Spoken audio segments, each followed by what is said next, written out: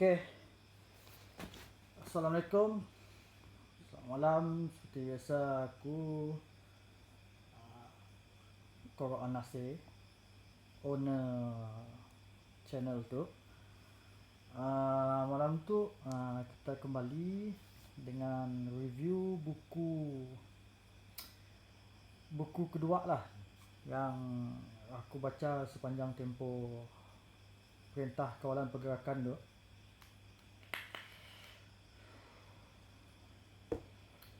So aku nak story sikit tentang buku klasik lah.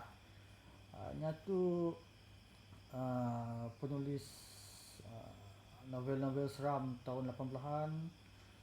Mungkin beliau masih hidup ataupun beliau dah masih ada kita ucapkan Al-Fatihah.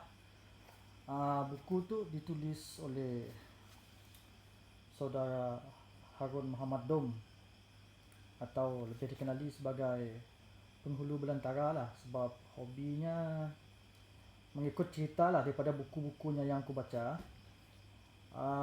Hobinya memburu lah, menembak rusak lah, apalah, macam-macam lah nya. Dan yang merantau pergi ke Malaysia, yang memang orang Malaysia pun, hanya pergi ke Brunei, pergi ke Indonesia. Dalam buku sigitnya Penunggu Harta Karun ke apa, kisah Sungai Palung di Johor. So buku tu aku dapat masa Bintulu yang dihandle oleh sahabat aku, Marus Kamarudin, tenda bahan bacaan percuma. Okey, buku tu lah Pemburu 2, karya Tuan Harun Muhammad Dom. Antara novel thriller lah, thriller seram dan macam-macam lah isi di dalam buku yang sedikit tu. Tebal buku tu lebih kurang dalam 136 muka surat. Dan di belakang sekalinya ada promosi lah, buku yang cinta-cinta atau yang mana liku-liku percintaan benda. So buku tu diterbitkan oleh Times News Distributor Kuala Lumpur dan diterbitkan pada tahun 1987. Okey, tahun 87 bini aku pun baru lahir rasanya. 87 bini aku lahir. Dalam tu macam-macam lah. Okeylah, aku nak bacakan sedikit sepatah kata daripada penerbit buku tu. Kita mengenali hutan belantara. Kita pernah melihatnya, tetapi amat jarang daripada kalangan kita yang berupaya menyingkap rahsia belantara, apatah lagi menjamah dan meratahnya.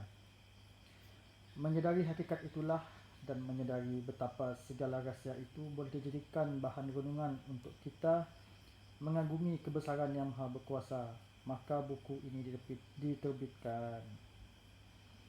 Okey, dalam buku tu ada berbagai bab lah, daripada kisahnya memburu ayam denak berwarna api, menangkap ayam milik jin lah, derita terkena badi lepasnya menyembelih manuk, jumpanya sebuah barang manuk hutan. Kisahnya pengalamannya di Brunei, kisah pelanduk putih bertanduk, dan rata-rata setengah daripada buku tu kisah hidupnya di Brunei masa nya bekerja, katanya lah dalam buku tu, nya bekerja sebagai DJ radio di Brunei lah, dan nya berkawan dengan adalah keluarga-keluarga bangsawan di Brunei. So nya minjam kelengkapan pakai memburu daripada keluarganya di sial lah. Dan nya pun biasa memburu juga lah nya di Semenanjung. Nya ada kisah dekat tempat orang asli. So bagi aku lah, review aku buku tu, zaman dia memang aku lagi biak lah aku baca buku tu. Time aku darjah 2, darjah 3, darjah 4 lebih kurang lah. Biasalah, bawa nak pandai membaca umur-umur macam mana kan. So daripada aku masa sama time aku baca buku Enid Blyton, kisah-kisah pengembaraan apa semua dalam bahasa Malaysia dan English. So Arwah bapak aku pun selalu belikan buku-buku seram juga, seperti Sihir Bercakap dengan Jin atau Awangah Berkelahi dengan Syaitan, yang akan aku review bila aku ada masa kelak. So pada itu aku nak review tentang buku tu je lah tadi. Buku pemburu memang susah mau jumpa. Mau jumpa pun mungkin harga orang kurang siuman lah. Sebabnya apa, harapnya ada orang lah berani invest untuk terbitkan balik buku-buku tu, dan harap lepas terbit bolehlah beri royalty dengan keluarga si penulis sama adanya masih hidup ataupun dah sedari. Okay, bagus buku tu sebenarnya. Alright, puas hati dengan aku pun review.